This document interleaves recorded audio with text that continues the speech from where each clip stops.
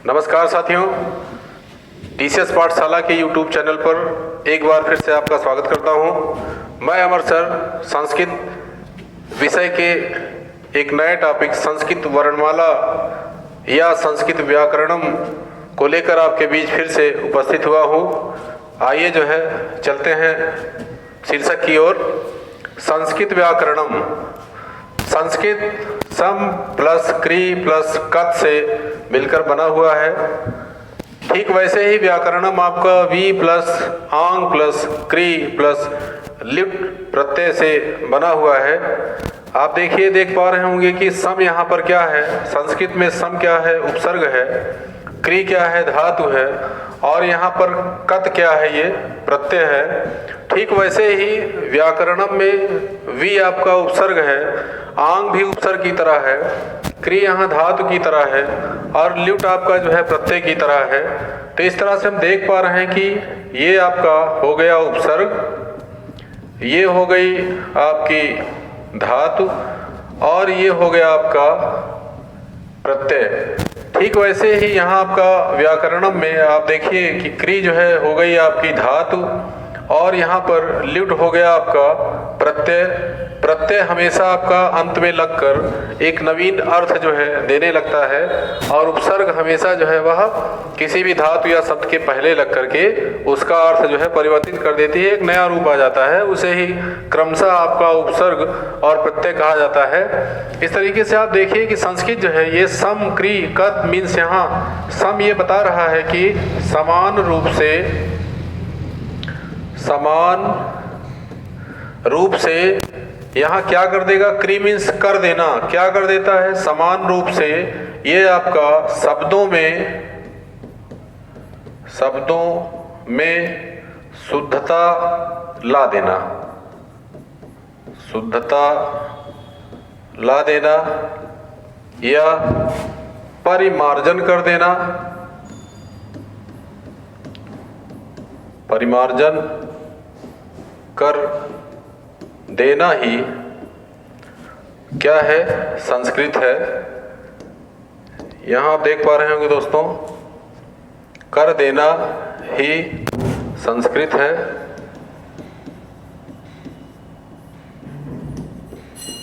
समान रूप से शब्दों में, धातुओं में परिमार्जन कर देना, शुद्ध कर देना, बदल देने का नाम क्या है? संस्कृत है।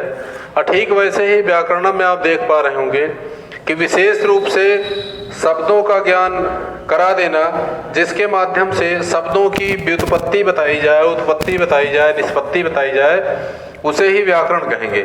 इस तरह से आप देखिए कि समान रूप से शब्दों की निष्पत्ति कर देना, समान रूप से शुद्ध भाषा में शब्दों की उत्पत्ति कर देने का नाम क्या है? संस्कृत व्याकरणम है। तो इस तरह से आप देखिए कॉन्सेप्ट आपका सबसे पहले क्लियर हो जाना चाहिए कि संस्कृत क्या है? समान रूप से शब्दों में परिमार्जन ले आना। व्याकरण क्या है? समान रूप से शब्दों की उत्पत्ति कर देना, निष्पत्ति कर देना, या जिसके माध्यम से क्या हो जाए? शब्द आपके बन के तैयार हो जाएं, शुद्ध आ जाए, शुद्धता आ जाए, परिमार्जन आ जाए, नवीनीकरण आ जाए, उसे हम संस्कृत व्याकरणम कह सकते हैं। आगे जो है चलते हैं। संस्कृत व्याकरणम के बाद आगे जो है हम चलते हैं वर्णमाला की तरफ। वर्णमाला पे जाने से पहले कुछ उसके अतीत में भी जाना पड़ेगा, कुछ उसकी भूमिका को भी समझ लेना पड़ेगा। आपने थोड़ी देर पहले यहाँ देखा कि लिखा हुआ था व्याकरण, और व्याकरण जो है, व्याकरण का ही दूसरा नाम क्या है? वैयाकरण। वैयाकरण का मतलब सीधा सा ये है कि व्याकरण का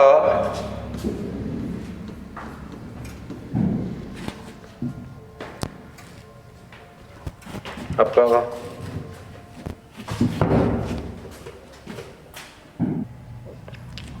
व्याकरण का देखिए इसमें आपको वैयाकरण लिखा हुआ है। वैयाकरण का सीधा सा मतलब ये है कि जब जो है कोई भी व्यक्ति व्याकरण का ज्ञान जो है जब उसको पूरी तरह से हो जाएगा तो उसको हम वैयाकरण जो है कह सकते हैं। ठीक वैसे ही जैसे पाणिनि थे, व्याकरण का ज्ञान प्राप्त हो जाने वाले को वैयाकरण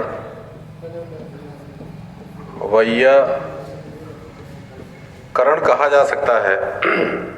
अब बात संस्कृत में है। संस्कृत में वैयाकरण की उपाधि जो है वह सर्वप्रथम किसको मिली थी? आचार्य पाणिनि को। और यही आपका जो है संस्कृत व्याकरण का सूत्रपात यहीं से जो है शुरू हुआ। तो संस्कृत में सर्वप्रथम वैयाकरण जो है कौन हुआ? आचार्य पाणिनि। अब आचार्य पाणिनि जो है, आचार्य पाणिनि ने वैयाकरण बनने के लिए एक पुस्तक लिखी जिसका नाम था अष्टाध्यायी।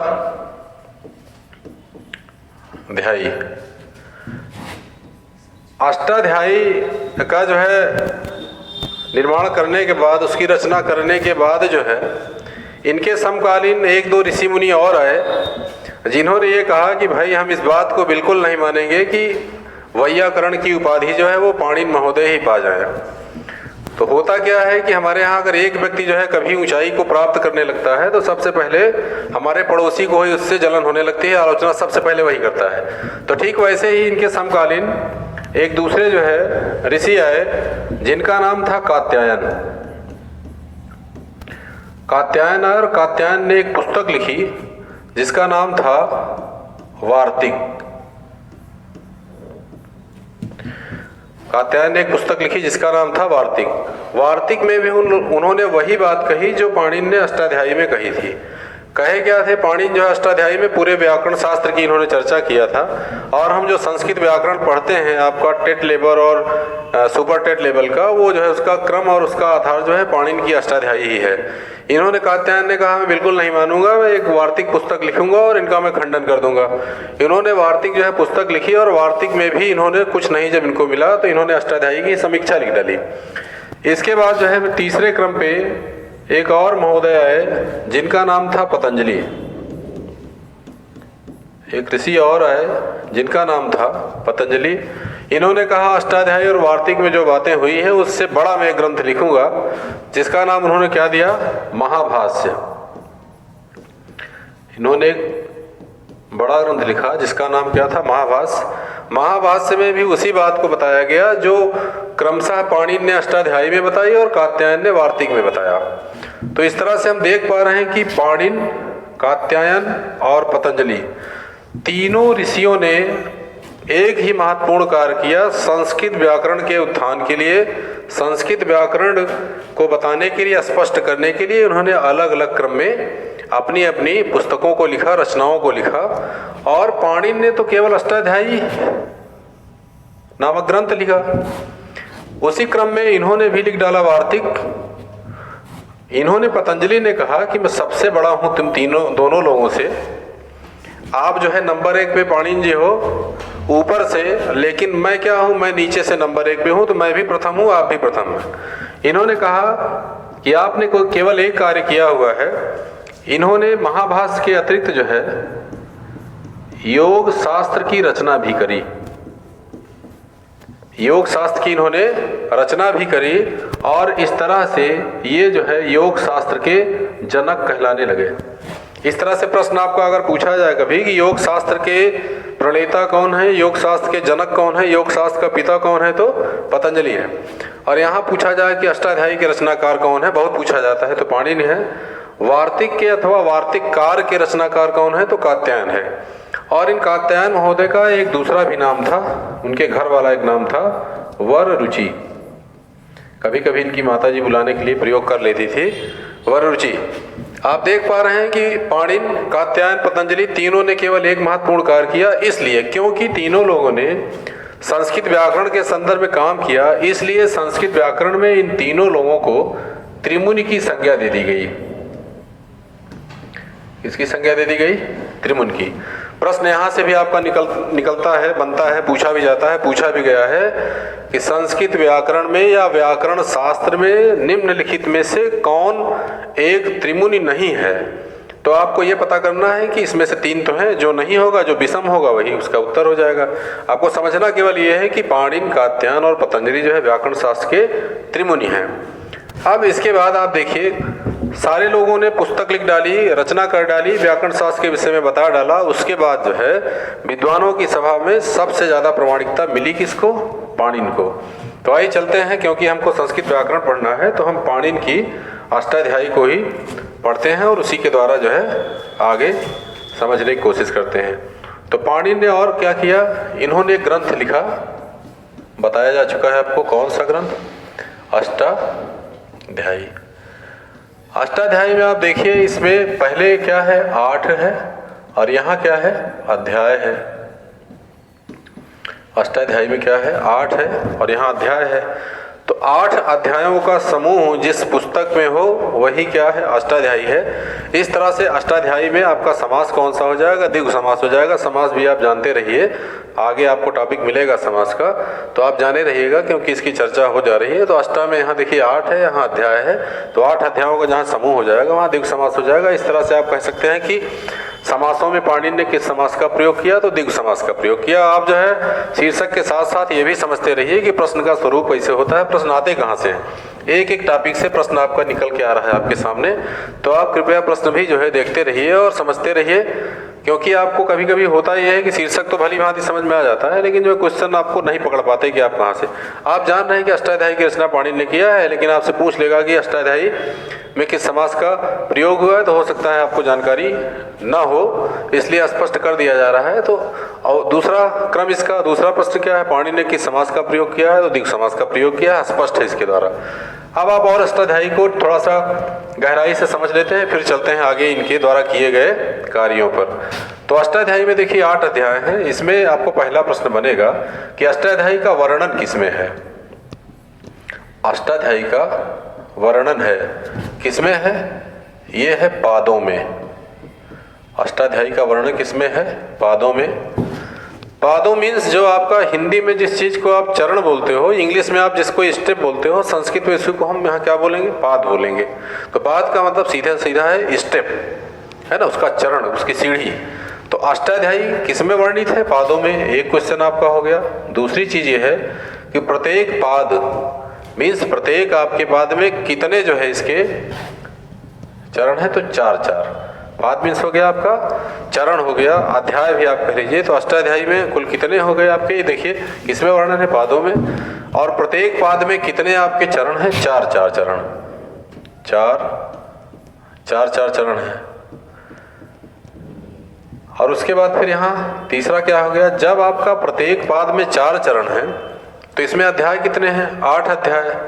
8 को अगर 4 से हम गुणा कर देंगे, डिवाइड कर देंगे, तो 8 चौक 32। तो इसका मतलब ये है कि अष्टाध्यायी में कुल कितने पाद हैं?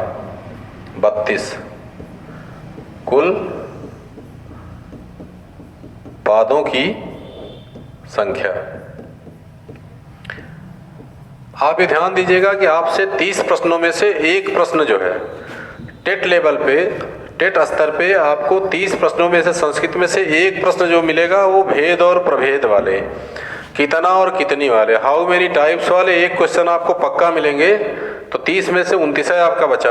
और वो एक प्रश्न कहीं से भी हो सकता है, जैसे त्रिमुनि की संख्या कितनी, माहेश्वर सूत्रों की संख्या कितनी, पादों की संख्या कितनी, अष्टाध्यायी में अध्यायों की संख्या कितनी, व्याकरण शास्त्र में सूत्रों की संख्या कितनी।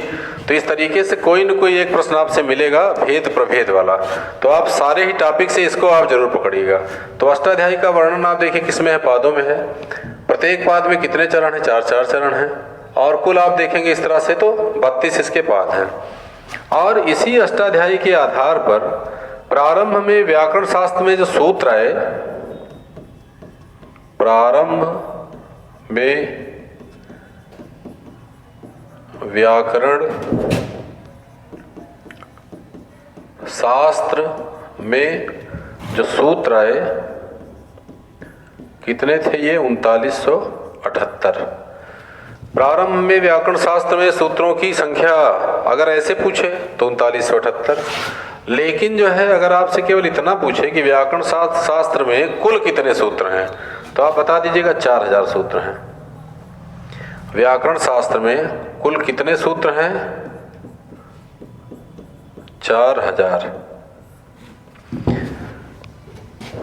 आपसे प्रश्न यहां से बन सकता है कि व्याकरण शास्त्र में कुल सूत्रों की संख्या बता दीजिए कितने हैं, तो 4000 हैं। अब आप देखिए प्रश्न कितने बन सकते हैं। अष्टाध्यायी रचना किसकी, पाणिनि की। व्याकरण में तिमुनियों की संख्या कितनी, 3। अष्टाध्यायी का वर्णन किसमें है, पादों में। अष्टाध्यायी में चरण कितने हैं, 4। अष्टाध्यायी में कुल कितने पाद हैं, 32 हैं। प्रारंभ में व्याकरण शास्त्र में कुल कितने सूत्र थे, 3978 थे। लेकिन आज की डेट में आपसे केवल अगर ऐसे पूछे कि व्याकरण शास्त्र में कुल कितने सूत्र हैं, तो आप 4 बताइएगा, लेकिन प्रारंभ जोड़े तो आप 3978 बता दीजिएगा। ये तो हो गया आपका वर्णमाला पे जाने के पहले का क्रम, पहले का भाग। वर्णमाला के पहले इतनी बातें हो चुकी थी, ऐसा तो है नहीं कि वर्णमाला अचानक से कहीं से आ गई। इसके पहले पाणिनि आए, कात्यायन आए, सारे लोग आए, उन्होंने जितने महत्वपूर्ण कार्य किए व्याकरण को यहाँ जो है सीढ़ी तक आपके पहुँचाने के लिए, आपके पढ़ने के लिए, आपके पाठ्यक्रम में लाने के लिए उन्होंने जो भी महत्वपूर्ण काम किया उसके पहले की ये घटना है। अब चलते हैं वहाँ जहाँ से आपको किताबों में लिखा मिलता है वर्णमाला, जो आप पढ़ पाते हैं। तो हम चलते हैं वर्णमाला पे। हेडिंग बना लीजिए आप जो है वर्णमाला। यहीं से आपको किताबों में लिखा मिलता है और यही जो है आपकी व्याकरण की शुरुआत भी है। तो वर्णमाला में आप जैसे ही बढ़ेंगे, आप वर्णमाला को ही यहाँ संस्कृत में दूसरा नाम इसको बोला गया है माहेश्वर सूत्र। माहेश्वर सूत्र, माहेश्वर सूत्र में जितने वर्ण हैं वही आपको के वर्णमाला का क्रम है। फिर क्रमशः आपको स्वर मिलेंगे, व्यंजन मिलेंगे, वो आपका वर्णों की बात है। लेकिन वर्णमाला में आपके जितने वर्ण हैं उसकी स्टार्टिंग जो है कहाँ से है, माहेश्वर सूत्र से। अब आपसे यहाँ से पहला ही प्रश्न मिलता है कि माहेश्वर सूत्रों की संख्या कितनी। फिर आ गया वही भेद प्रभेद वाला मामला। माहेश्वर सूत्र कितने, 14। अब जो है आप यहाँ समझ लीजिए कि माहेश्वर सूत्र जो है, माहेश्वर सूत्र की उत्पत्ति हुई कहाँ से, माहेश्वर सूत्र प्रचलन में आया कहाँ से, उसका प्रयोग कैसे होने लगा। तो माहेश्वर सूत्रों के विषय में भी एक जो है पहले से ही कहावत है कि माहेश्वर सूत्र आपका, उसके प्रणेता जो है वो आचार्य पाणिनि है। और आचार्य पाणिनि ने क्या किया, बहुत पहले जो है राजा महाराजाओं के समय में गुरुकुल की प्रणाली थी, शिक्षा का केंद्र जो है गुरुकुल हुआ करते थे। तो गुरुकुल में आचार्य पाणिनि, ऐसी मान्यता है, कहावत है कि वहीं कहीं अध्ययन कर रहे थे। अध्ययन करते समय उनको ऐसा कुछ विचार आया कि ऐसा कुछ कार्य कर दिया जाए कि जो है संस्कृत में, संस्कृत व्याकरण में हमारा नाम जो है अमर हो जाए। तो उन्होंने क्या किया, उन्होंने सोचा कि चलिए जो है किसी देव की उपासना की जाए, तपस्या की जाए और उनसे वरदान इत्यादि मिल जाए तो फिर आगे का काम जो है किया जाए। उन्होंने क्या किया, महेश अर्थात शिव जी की क्या किया, उन्होंने तपस्या करना शुरू कर दिया। और तपस्या करने के बाद जो है जब शिव जी प्रकट हुए, प्रसन्न हो गए, प्रसन्न होने के बाद जब प्रकट हो गए तो वो निकले और डमरू उठाकर क्या करे, बजाने लगे। और डमरू बजाते समय उसमें जितनी ध्वनि निकली उसको पाणिनि इतने विद्वान व्यक्ति थे, उन्होंने पकड़ लिया और उसी से पूरे माहेश्वर सूत्रों की क्या कर डाली, उसकी रचना कर डाली। तो आप देखिए जो है ये जो हिंदी में मैं बता रहा हूँ आपको, यही सारी कहानी जो है आप यहाँ समझ सकते हैं संस्कृत के इस श्लोक से। उसमें आपको ऐसे लिखा मिलता है, नृत्या वसाने नटराज राजो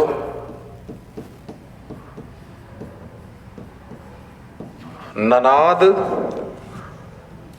ननाद ढक काम नौ पंचबारम। ननाद ढक काम नौ पंच बारम।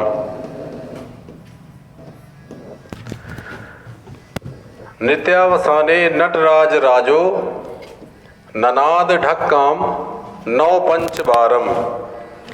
नृत्य के खत्म हो जाने पर नटराजो अर्थात भगवान शंकर जो है, भगवान शंकर का दूसरा नाम क्या है, नटराज है।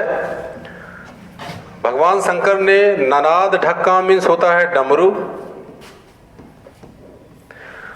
नृत्यावसाने नटराज राजो ननाद ढक्काम नौ पंचबारम। नृत्य के खत्म हो जाने पर भगवान शिव जी जो है उन्होंने डमरू को 9 पंचबारम, 9 और 5 14, ये देखिए 9 प्लस 5 बारम मीन्स 14 बार, 14 बार उन्होंने बजाया और क्या हो गया, माहेश्वर सूत्रों की इससे रचना हो गई। आगे की एक लाइन और भी है, उससे आपको कोई मतलब नहीं है, वहाँ से कोई प्रश्न बनने वाला नहीं है, आपके समझाने के लिए है कि नृत्य के खत्म हो जाने पर शिव जी जो है प्रकट हुए, उन्होंने 14 बार डमरू बजाया और उससे क्या हुआ, पाणिनि जो है उसको पकड़े वो और माहेश्वर सूत्रों की उन्होंने रचना कर डाली। अब आइए देखते हैं कि पाणिनि के द्वारा जो किया गया कार्य है माहेश्वर सूत्र, उसके कितने और जो है उपनाम आपको देखने को मिल सकते हैं। तो माहेश्वर सूत्रों के आप देखिए और कई उपनाम हैं। आप जानते हैं कि इसकी संख्या कितनी है, 14 है, लेकिन इसके और भी कई उपनाम हैं। जैसे महेश जो है शिव जी का एक दूसरा नाम है, पर्यायवाची है, इसलिए माहेश्वर सूत्र जो है इसको हम और क्या बोल सकते हैं, शिव सूत्र कह सकते हैं। शिव सूत्र कितने हो गए, 14। आपसे प्रश्न कभी पूछा जाए कि शिव सूत्र कितने हैं तो आप बता दीजिएगा 14 हैं। क्यों है, क्योंकि महेश जी का दूसरा नाम क्या है, शिव। दूसरी बात यह है कि इसको आचार्य पाणिनि इसके रचनाकार हैं, इसलिए इसको एक और हम नाम से जान सकते हैं, पाणिनीय सूत्र। पाणिनीय सूत्र।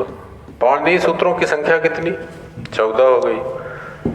दूसरी चीज यह है कि इसी सूत्र से सबसे पहले जो है शिव जी ने क्या किया, पाणिनि को उपदेश दिया, इसीलिए जो है इसका एक और भी नाम देखने को मिलता है हमको,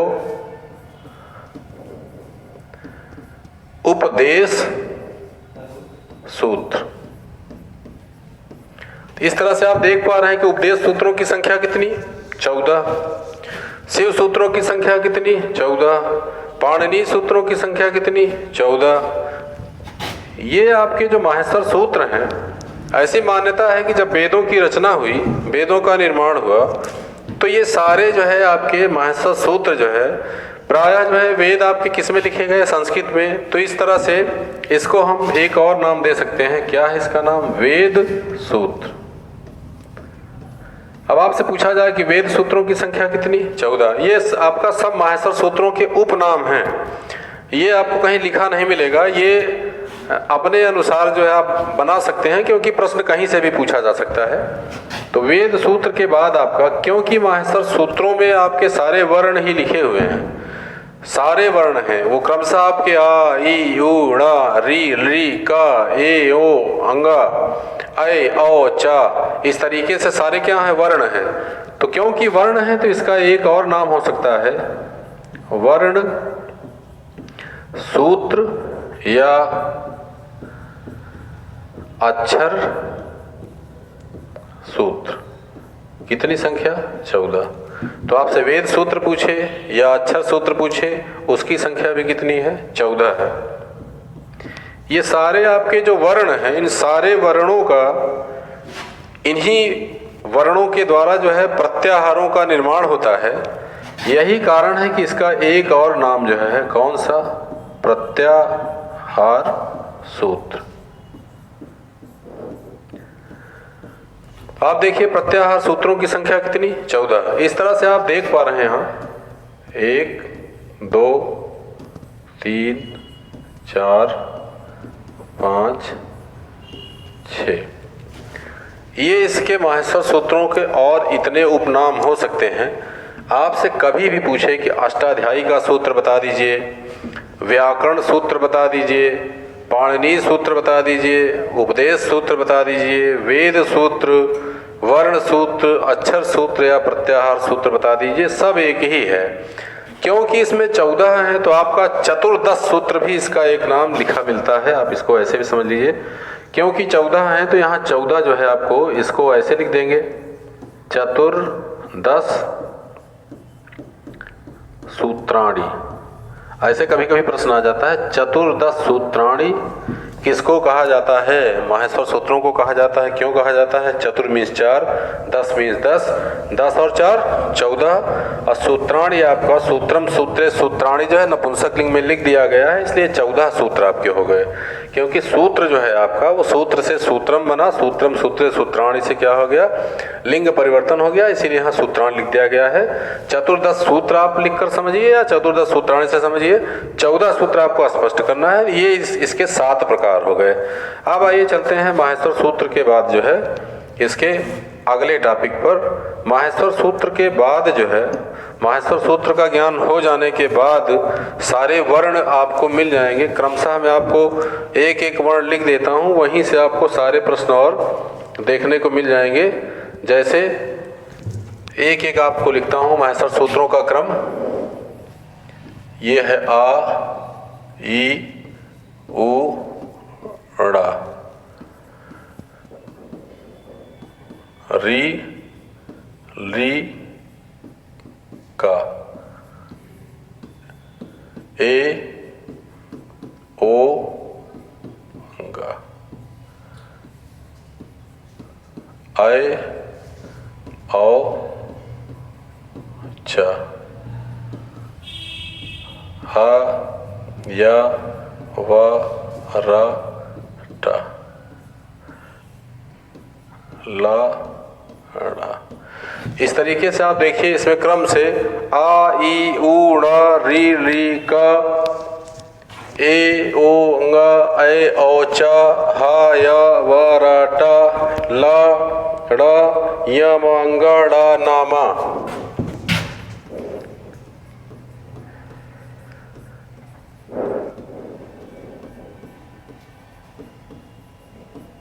सब में आप हलंत जरूर लगाइए। हलंत का एक मकसद है यहाँ पर, झा, भा, य, घा, ढ़ा, धा, खा। झ, भा, य, घा, ढ़ा, धा, सा। 10वां फिर आपका है ज, ब, ग, ड, द, स। जब गौर 10। ख, फ, छ, ठ, थ, च, ट, त, व। ख, फ, छ, ठ, च, ट, त, व। क, प, य। 13 यहाँ से आप देखिए जो है क, प, य, स, स, र और ह और ल। ये आप देखिए, आपके 14 माहेश्वर सूत्र लिखे हुए हैं, जो ये पाणिनि द्वारा प्राप्त किए गए शिव जी के डमरू से। तो आप यहाँ देखिए क्रमशः आ, ई, उ, ण, अणा नहीं ण, री, ली, का, ए, ओ, ङ, अंगा नहीं ङ, नासिका, ए, औ, च, ह, य, व, र, ट, ल, ण, य, म, ङ, ड़, न, म। झ, भ, य, घ, ढ़, ध, स। ज, ब, ग, ड, द, स। ख, फ, छ, ठ, थ, च, ट, त, व। क, प, य, स, स, र, ह और ला। ये आपके 14 सूत्र हो गए। इन आप 14 सूत्रों में एक बात देख पा रहे होंगे कि सारे ही सूत्रों के अंत में हलंत लगा हुआ है। यहीं से सारे आपके प्रश्न मिल जाएंगे वर्णमाला के। आ, ई, उ, ड़। यहाँ आप देखिए हलंत है, यहाँ देखिए हलंत है, यहाँ देखिए हलंत है। सब में क्या है? हलंत है। इस हलंत का एक मकसद है, ऐसे नहीं लग गया है, क्योंकि पाणिनीय व्याकरण में कोई भी चीज़ ऐसे नहीं हो जाती, उनके पास पर्याप्त आधार है हर चीज़ का। यहाँ इन्होंने एक बात ये बतानी चाहिए कि आपका ये सारे ही वर्णों में जो हलंत लगा हुआ है, ऐसी मान्यता है कि जब शिव जी का डमरू बज रहा था तो अंतिम वर्ण को ये ध्यान से सुन नहीं पाए थे, इसलिए इसमें हलंत आ गया। और संस्कृत व्याकरण ये कहता है कि जिन वर्णों में हलंत लग जाता है उसकी गिनती नहीं होती है, वो आधा हो जाता है।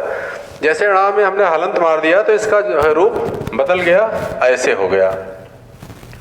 इसको जब हलंत मार दिया गया, इसका रूप ऐसे हो गया। तो इस तरीके से आप देखिए, जिन वर्णों में हलंत लगेगा वो आधा हो जाएगा, और जिसकी जो आधा हो जाता है उसकी गिनती नहीं होती है। इसलिए क्या होंगे, आपके सब कटते चले जाएंगे। इनको हम आगे कोई भी काम होगा तो इसकी गिनती हम नहीं मानेंगे, ये क्रॉस कर देंगे, क्योंकि ये अंतिम वर्ण आपके हलंत है। तो इसलिए माहेश्वर सूत्रों का अंतिम जो वर्ण है वो क्या है? हलंत्यम है। ये क्या है? हलंत्यम वर्ण है। हल है अंत में जिनके, वही क्या है? हलंत्यम। और जिनमें हल होगा उसकी गिनती नहीं करेंगे। तो इस तरीके से प्रश्न आपका बन जाएगा कि माहेश्वर सूत्रों का अंतिम वर्ण किस प्रकार का वर्ण है, तो आप उत्तर देंगे इत संज्ञक वर्ण है।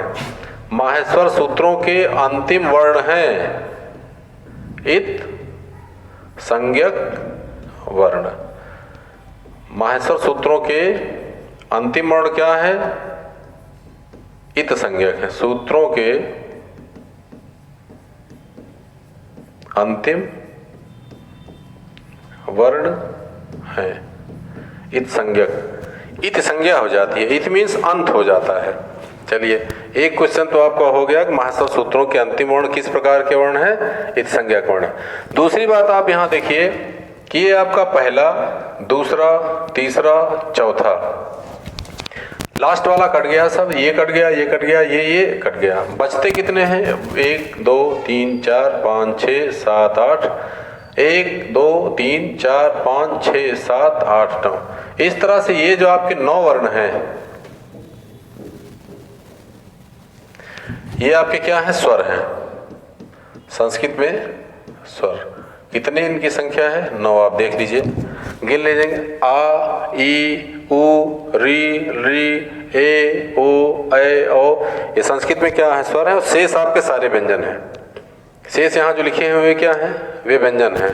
तो इस तरह से आप देखिए, आ जो है यहाँ है और चा यहाँ है, अच जो है, अच भी क्या है? स्वर है। और स्वर तो स्वर ही है। तो अचों की संख्या 9, स्वरों की संख्या 9 और व्यंजनों की संख्या आप गिन लीजिएगा तो आपको 33 मिल जाएगा। इस तरह से यहाँ अगला इसका प्रश्न क्या हो जाएगा? संस्कृत में स्वर कितने? 9। अब आप देखिए, आपके सामने एक प्रश्न आ रहा है, दिमाग में एक प्रश्न आएगा, यदि छोटा आपका स्वर है तो बड़ा भी स्वर होगा, छोटी है तो बड़ी ई भी होगी, छोटा ऊ है तो बड़ा ऊ भी होगा, और री है तो बड़ी री भी होगी। बिल्कुल होगी। तो 9 4 13 आपका हो जाएगा। लेकिन हम स्वरों की संख्या 9 ही मानेंगे। जब भी कभी हमको फंसाना होगा तो 9 नहीं देगा, व्याकरण में 13 दे देगा और आपसे पूछ लेगा कि आप बता दीजिए कि संस्कृत में स्वर कितने हैं, तो 9 नहीं देगा, आप दे देगा, विकल्प दे देगा 12 13 14 और इनमें से कोई नहीं। तो आप कहते हैं हमने तो भैया 9 पढ़ा है, तो आप आंसर लगा देंगे इनमें से कोई नहीं, गलत हो जाएगा। जब विकल्प में 9 नहीं होगा उसकी संख्या हम तुरंत 13 मान लेंगे।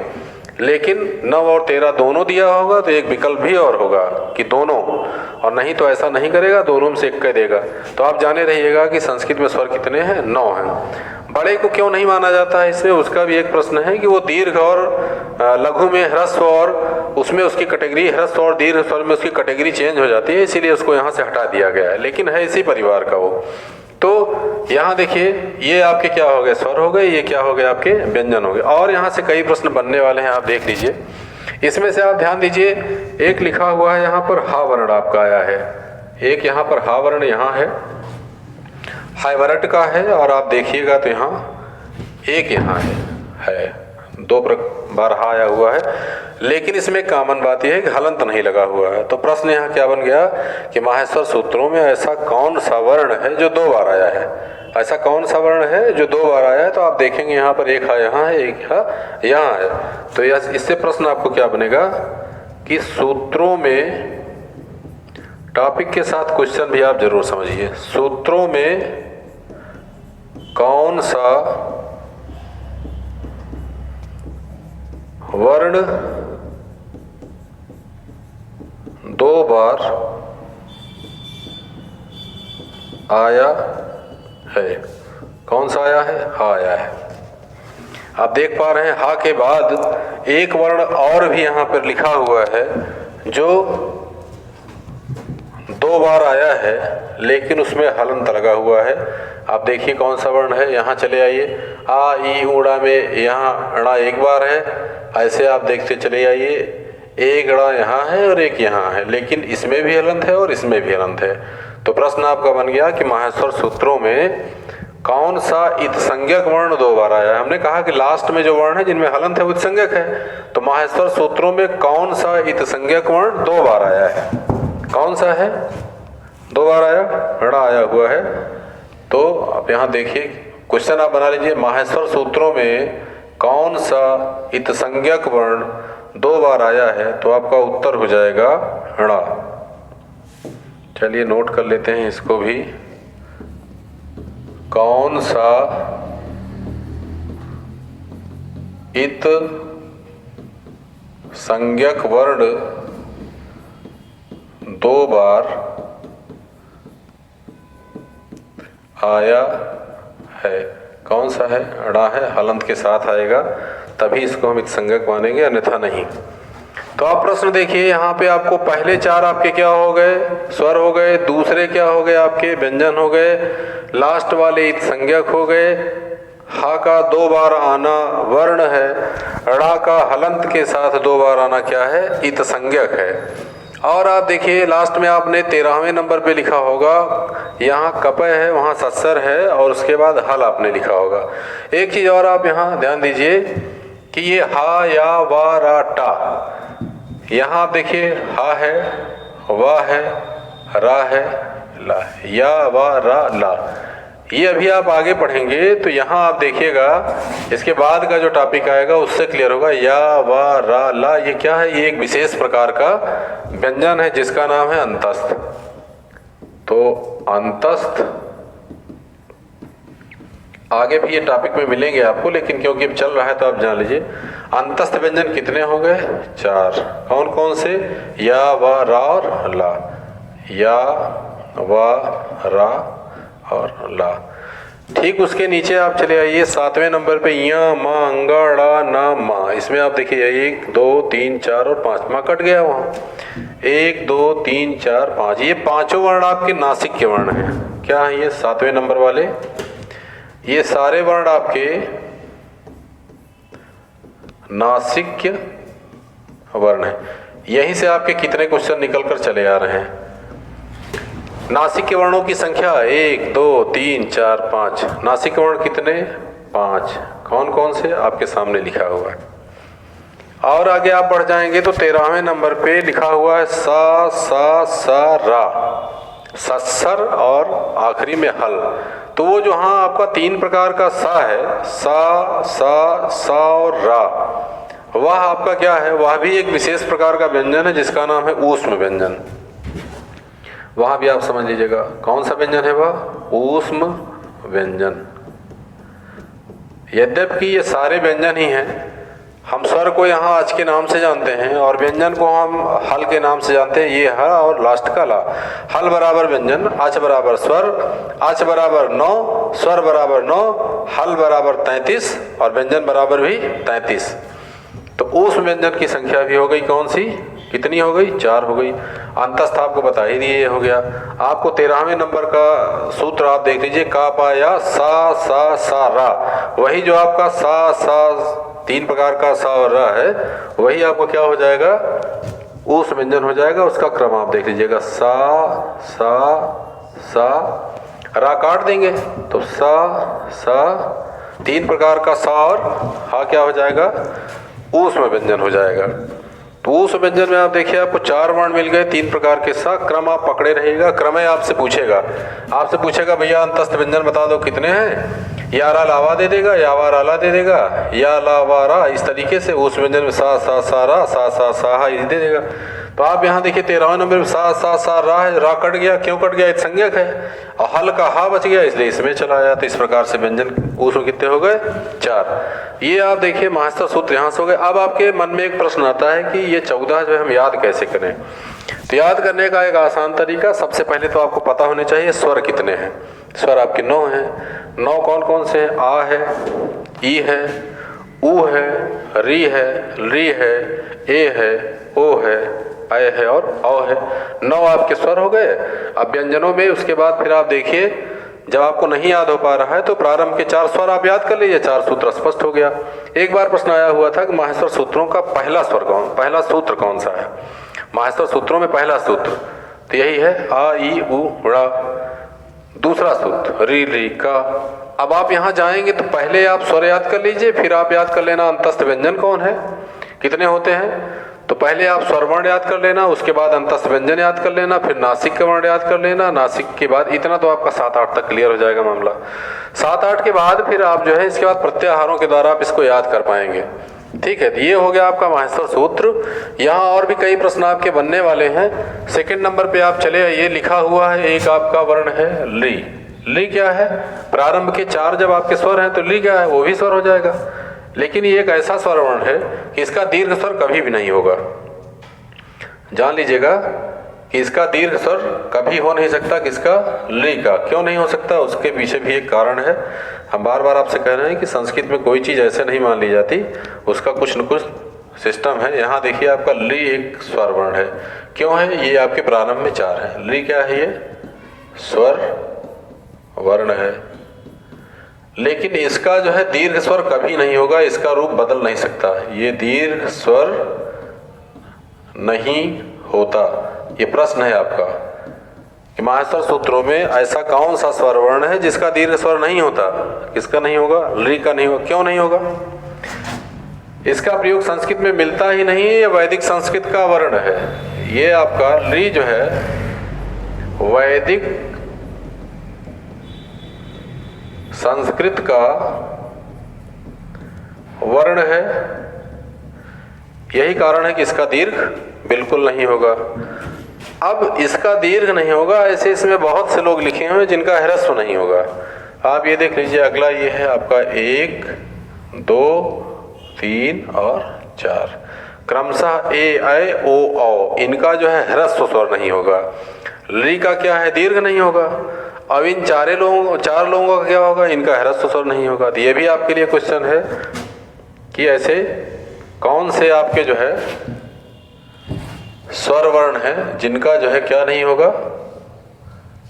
जिनका ह्रस्व बिल्कुल नहीं होगा। ये आपके 4 लिखे हुए हैं, इनको आप समझ लीजिएगा, ऐसे नोट कर लीजिए आप।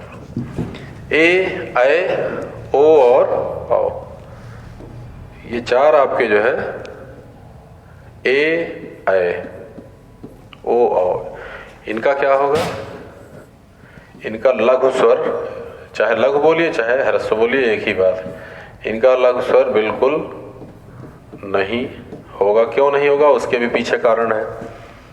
ये आपके 2 स्वर वर्णों से बनते हैं, आ प्लस ई बराबर ए। तो ऐसे ही आपका कोई आ ई से बनेगा, कोई आ ऊ से बनेगा, कोई आ ओ से बनेगा।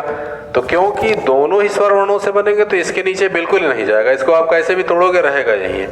अली को कितना भी आप करोगे इसका रूप बिल्कुल नहीं बदल सकता। ये हो गया आपको माहेश्वर सूत्र और माहेश्वर सूत्रों से बनने वाले प्रश्न। इन्हीं माहेश्वर सूत्रों से आगे आपको प्रत्याहारों का निर्माण हो जाता है। प्रत्याहार भी इन्हीं से आपके बनेंगे। आप लोग अपनी कॉपियों में लिखे होंगे, वहीं से आप समझ लीजिएगा, इन्हीं से आपको प्रत्याहार की रचना हो जाएगी।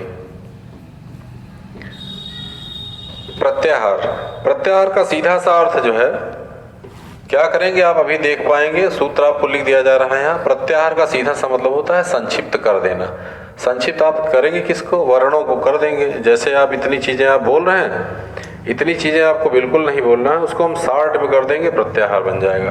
प्रत्याहार का सामान्य अर्थ क्या है? वर्णों को संक्षिप्त करना ही क्या है? प्रत्याहार है। प्रत्याहार में यहां वर्ण आपको क्रम से लिख दिया जा रहा है। फिर से आ, ई, उ, ड़ा, ये माहेश्वर सूत्र आपके। री का इन्हीं से प्रत्याहार आप बनाएंगे। री का ये आपका लिखा हुआ है ए, ओ, आए, आओ, चा। यहाँ से भी एक क्वेश्चन कभी कभी आपसे मिल जाता है, या तो माहेश्वर सूत्र से क्वेश्चन आ जाएगा, नहीं आएगा तो इससे तो 100% आ जाएगा। तो प्रत्याहार क्या है? वर्णों को आप संक्षेप करेंगे, उसकी जो क्रिया होगी संक्षेप करने के बाद उसे हम प्रत्याहार कहेंगे। और इसका सूत्र है, संक्षिप्त करने का एक सूत्र है। तो प्रत्याहार का सूत्र कौन सा है? आदि